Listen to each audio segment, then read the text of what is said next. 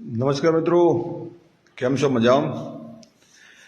હવે કાલે પેલા રોણી ગામે જે પેલી બબાલ થઈ ને, જે ખરેખર તો બધાનો શાંતિ રાખવાની છે. દરેકને શાંતિની અપીલ કરીએ છીએ અમે.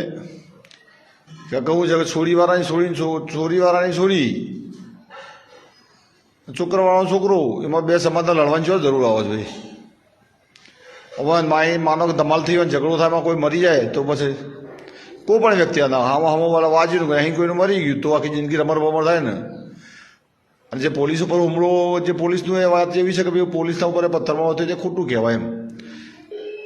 કાલે વાત થઈ ગયેલી હતી કે ભાઈ સમાજના આગેવાનો કામ કરશે તો આપણે સમાજના આગેવાનો પર વિશ્વાસ રાખીને એ કામ ચલાવવું જોઈએ.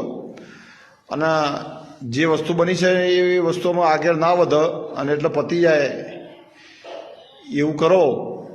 કારણ કે જે નાહી જશે પેલી કિંજલ ને પેલી કંકુ, એ લોકો તો શાંતિ જીવે બધો. આમ એના માટે થઈને આપણા ઝઘડા બાંધવા સમાજ આવી ગયા લડવા, એ જેટલા ઊંચે વ્યાજબી છે, વસ્તુ ખોટી છે. હા, લાંબુ જોવા બધું બરાબર છે, પણ એ બધું સામાજિક રીતે વાત થાય ને, સામાજિક પ્રેશરો ચાલે. એના માટે થઈને આપણે ધીંગોણું કરીએ તો વસ્તુ ઉચિત નહીં ને. કારણ કે નહીં કારણથી કોઈ વ્યક્તિને કોઈ થયું ને, કોઈને કોઈ મરી ગયું, એકાદું કોઈને વાજીને કોઈ બનાવ બન્યો તો પછી પેલા જે વ્યક્તિને મારે એ મરી જાય ને, જે મરી ગયો તો જો, જેને માર્યા હોય તો આખી જિંદગી જેલમાં જ જવાનું ને. એ વખત કોઈ સમાજ બમાજ કે કોઈ રોટલા હાલવા નહીં આવે, તમારો પરિવાર ખરી જાય. એટલે સમજીને હેરાવો, દરેક સમાજની વાત છે. એટલે બંને સમાજને એક વિનંતી છે કે સંયમ રાખો ને.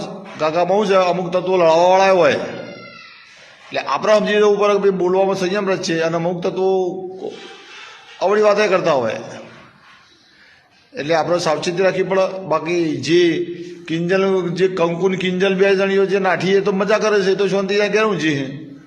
દોડવાનું જોઈએ બે સમાજવાળા આગેવાનો, બે સમાજોના પબ્લિકનો, આ બધું શું કરવાનું આવે છે? એટલે આ વસ્તુ વિચારો તમે, અને ધીરજ રાખો. એક શાંતિની અપીલ છે, અને શાંતિ રાખો તો જ સારું. અને રસ્તો કોઈક નીકળો.